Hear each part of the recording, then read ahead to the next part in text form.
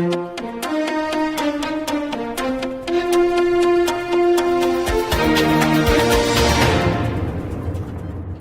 and welcome to Midday Update. Coming up are the headlines for the day. Big fine for importing plastic bags. In a first, Oman's solar power plant Amin gets global certificate. Oman's embassy in Tokyo issues notice for Omanis in Japan. Chabahar Central Asia transit route to boost India-Iran cooperation, says Iranian President Ibrahim Raisi. Pakistan, over 90,000 people treated for waterborne diseases in Sindh in a day. President Murmu arrives in London to attend Queen Elizabeth II's funeral. Premier League, Son Heung-min's hat-trick helps Spurs to defeat Leicester 6-2. Footballer Paul Pogba's brother to appear before judge amid extortion claims. Those were the headlines. Now for the local stories for the day. An administrative fine of Omani Riyal 1,000 will be imposed on anyone importing plastic bags. Qais Mohammad Al Yusuf, Minister of Commerce, Industry and Investment Promotion, issued a ministerial decision number 519 by 2022 banning the import of plastic bags. The first article of the decision stipulates that companies, institutions and individuals are prohibited from importing plastic bags. The second article says that an administrative fine of Omani Riyal 1,000 shall be imposed on anyone who violates the provisions of this decision, and it shall be doubled if the violation is repeated. Article 3 says that this decision shall come into force on January 1, 2023. Amin Solar Power Plant has been registered as the first solar energy project in the Sultanate of Oman with a Global Renewable Energy Certificate, Oman News Agency said. The Global Renewable Energy Certificate allows linking electricity ownership rights from the place of production to the place of consumption by issuing a certificate for each megawatt hour produced from the output plant. This registration paves the way to benefit from the first batch of renewable energy units which exceed 206,000 megawatts hours. The registration of the units produced from the station has been completed in coordination with the Department of Climate Affairs at the Civil Aviation Authority.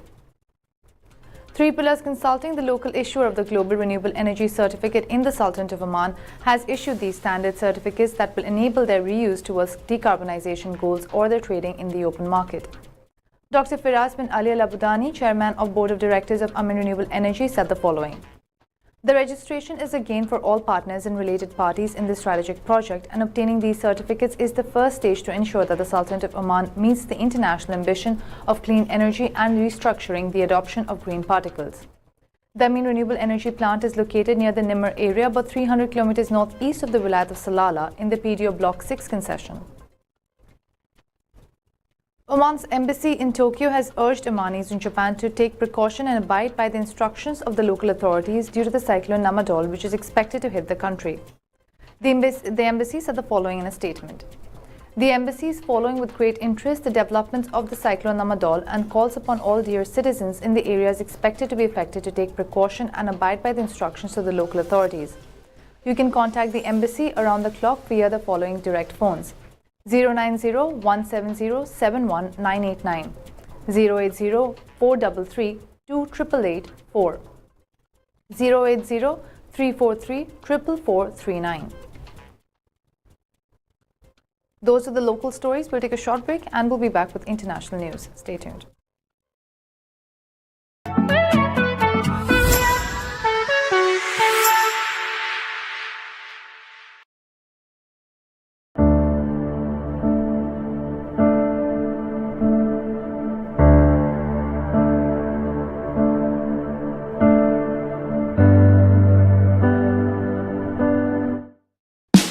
Oman's largest online supermarket now has no minimum order limit. From grocery to household items, Rafiq has everything that you want. Enjoy worry-free shopping with over 8,000 products to choose from and get it delivered straight to your doorstep. Rafiq, you order, we deliver.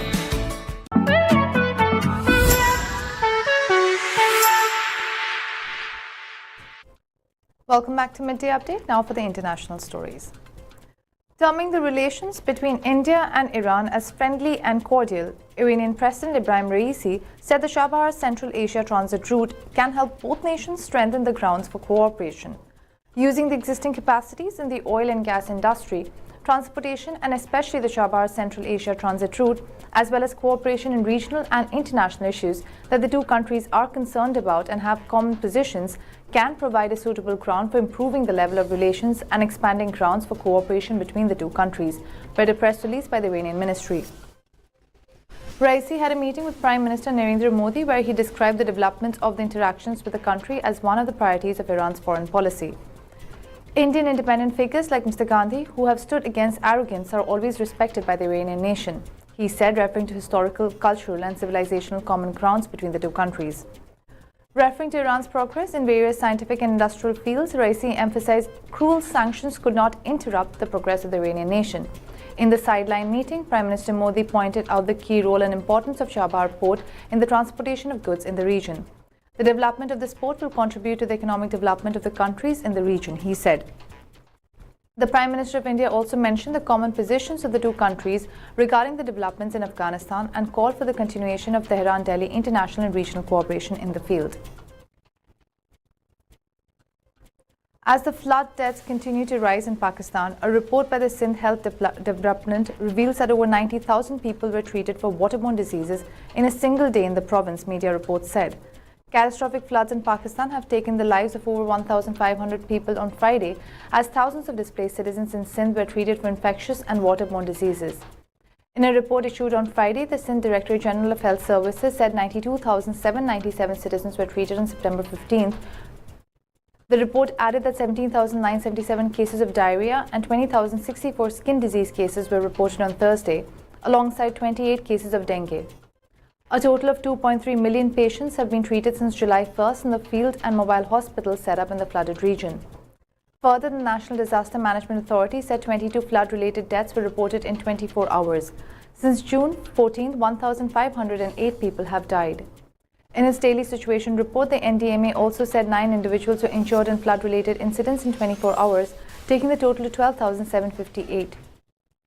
The devastating floods in Pakistan caused by record monsoon rains have swept away homes, vehicles, crops and livestock and damaged estimated $30 billion. The government and the United Nations have blamed climate change for the surging waters in the wake of record-breaking summer temperatures. Pakistan's Foreign Minister Bilawal Bhutto said that the problem faced by Pakistan due to climate change could be faced by some other country as well. Bhutto said big countries that have made themselves rich have to take responsibility for climate change. Referring to the impact of heavy rains in Pakistan, Bilawal Bhutto said that a 100-kilometer wide lake has been created in Sindh, which has impacted inhabited areas. President Draupadi Murmu arrived at Gatwick Airport in London to attend Queen Elizabeth II's state funeral at London's Westminster Abbey on Saturday. The President is on an official tour to the United Kingdom from September 17 to 19 to attend the state funeral of Queen Elizabeth II on Monday and offer condolences on behalf of the Government of India.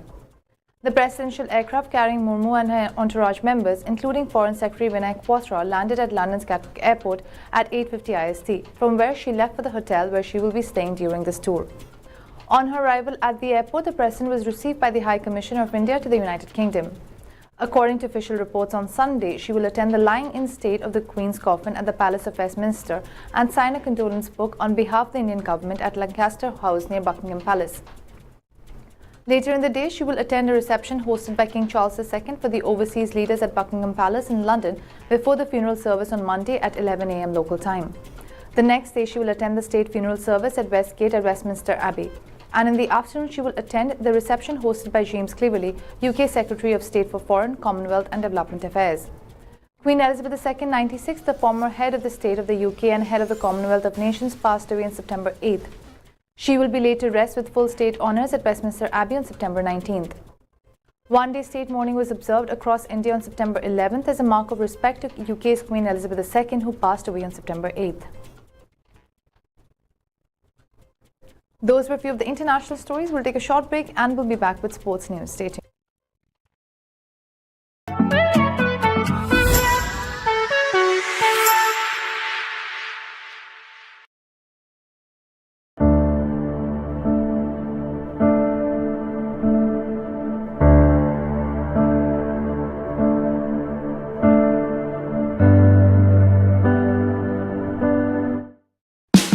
Oman's largest online supermarket now has no minimum order limit. From grocery to household items, Rafiq has everything that you want. Enjoy worry-free shopping with over 8,000 products to choose from and get it delivered straight to your doorstep. Rafiq, you order, we deliver.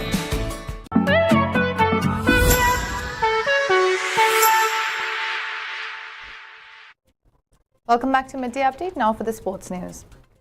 An incredible display from substitute Son Heung-min fired a 13-minute hat-trick to power Tottenham Hotspur to defeat Leicester City 6-2 in Premier League at Tottenham Hotspur Stadium on Saturday. It was 3-2 in Spurs' favour when Son stepped onto the pitch after Yuri Tielemans had given the visitors an early lead with a twice-taken penalty before goals from Harry Kane and Eric Dyer put them in front, only for James Maddison to level it up at the break. Rodrigo Bentancur scored his first Spurs goal in 26 appearances for 3-2 before Son's superb cameo. Davinson Sanchez tripped James Justin on the edge of the area, putting the Foxes ahead after 5 minutes. But Spurs were level 3 minutes later, with Kane heading home Dejan Kulusevic's back post cross for his 20th goal against the Foxes. And it was 2-1 in the 21st minute, with Ivan Perisic whipping in a corner to near the post, where Dyer clicked a header home. But they were level 3 minutes later when Kane heading home with Dejan Kulusevic's back post cross for his 20th goal against the Foxes. And it was 2-1 in the 21st minute, with Ivan Perisic whipping in a corner to near the post, where Dyer flicked a header home. Leicester equalised 4 minutes before halftime when Timothy Castagne cut back a cross and James Maddison scooped a half volley up and over Lloris into the top corner.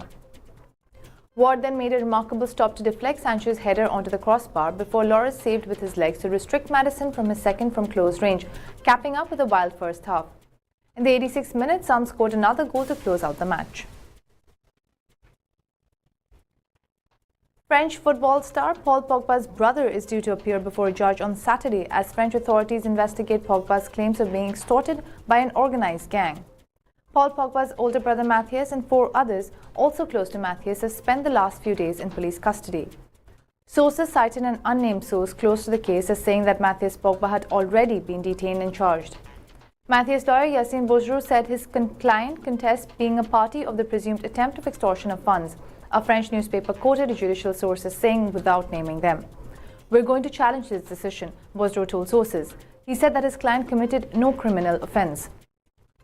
The men, aged between 27 and 36, are to be interrogated about Pogba's claims of being extorted. The men are likely to be charged. Pogba issued a legal statement at the end of August saying that he was a target of extortion and threats from an organized gang. The statement said authorities in Italy and France were informed a month ago and that investigations would continue. Pogba's statement came after his older brother Matthias posted a video on Instagram in 4 languages promising to publish great revelations about the player. In a statement, Pogba said the video, along with extortion attempts by an organized gang, were not surprising. The former Manchester United player had filed a complaint to Turin prosecutors in July 16, saying he was the target of a $13 million blackmail plot, according to sources. Those were all the local, international and sports stories for the day. For more updates, stay tuned and keep watching TTV. You've just heard the live feed from the TTV studios on TFM 95.4. Let's talk.